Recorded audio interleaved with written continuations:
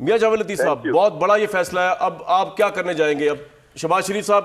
Next candidate ہے عدم اعتماد۔ پہلی تو چیز یہ ہے کہ پوری قوم کو آج کے فیصلے پر مبارکباد اس وجہ سے،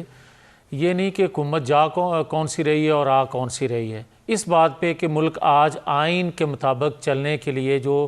فیصلہ ہوا، جو ہماری سٹرگل تھی کہ آئین قانون کی بالادستی ہونی چاہیے، اس کی آج بنیاد رکھ دی گئی۔ اب میں تو یہ کہوں گا کہ پوری قوم کو اور خاص طور پر مسلم لیگ کے ورکرز کو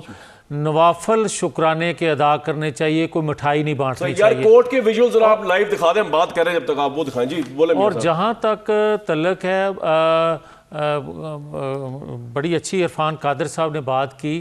کہ اس موقع پہ معاف کر دینا چاہیے۔ میں سمجھتا ہوں کہ 3.5-4 سال جو ہمارے ساتھ عمران خان صاحب نے کیا،